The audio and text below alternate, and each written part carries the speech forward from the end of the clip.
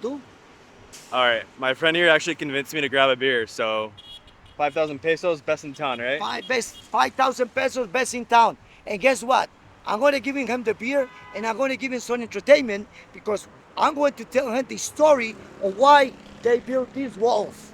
Oh, right? wow. So I'm going to go get his beer and then if he like it, we can record it a little bit about the history of this beautiful town. We might have to. Let me go get the beer and I'll come back in a second. Stay there. I'm waiting for you. Okay, he had me a beer. He said, you want a beer? And I was like, okay, like I'm down. What do I have to do? He said 5,000 Colombian pesos, and that's cheaper than going to like a regular bar. So we'll see what he's got. A little bit of the story of this town to my friend over here with the recorder. This story is with the intention that if anyone get to see this video and they decide to come to Cartagena, it will be my pleasure to show them the city. Because my job is to tell people outside of Colombia that Colombia is not what they used to think that used to be in the middle 80s. Now we are a different country, and that's what we try to show to the foreigners that hear about us and they want to come to this town. So I'm going to start with the beginning of this story with the flag of Colombia. Over there, you see the flag of Colombia. Unfortunately, we cannot see the whole thing. But if you look, you see the tip, and it's yellow, blue, and the last part is red.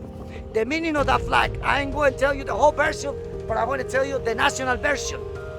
Yellow for the gold, blue the only country of South America with the two oceans, and red for the blood of the independence, 1810, right? The blue is the reason why we got the walls, because Panama used to be part of Colombia. Spaniards bring all the gold from the Pacific countries to the Pacific area of Panama. They transport it to the Atlantic. Cartagena was the last stop before they departed to Spain. Therefore, the city was heavily attacked by pirates. Pirates from where? England, France, and Holland. Who they attacking? They want to get all the gold from the Spaniards, right? So when England people come over here, with all due respect to them, you asking about Francis Drake, and they say, yes, of course, we know Francis Drake. Why? Because he attacked the town 3 times. He burned in the city the same amount of times. But he was before the walls. That's why it was easy for him to get in. But he's the main reason why they built the walls.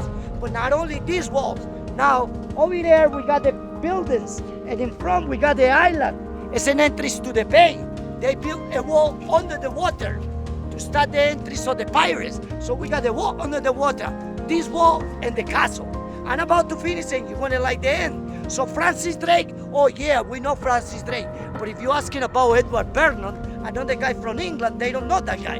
Why? Because he came on 1741, 180 boats on the ocean. Imagine that. You know what I say? Johnny Depp don't got nothing to do over here. Go home, Johnny Depp. Edward Vernon tried to go inside that way. He lost many boats because they walked under the water. He tried to come this way. Cannons, mortars, and bayonets keep him away. At the end, he went to the mangroves. And in the mangroves, he found the biggest and the small enemy at the same time. What it was? The yellow fever mosquito. Many of them died of yellow fever. But the army was so big that this guy still conquered be part of town. So he sent a message to England. Make a coin with the face of the queen. The territory belongs to England. Before the message reached there, he lost the baron of the castle. And that's why they say South America do not speak English, they speak Spanish. And I don't like it. And when I say I don't like it, people say, why? And I say, I answer that why with another why.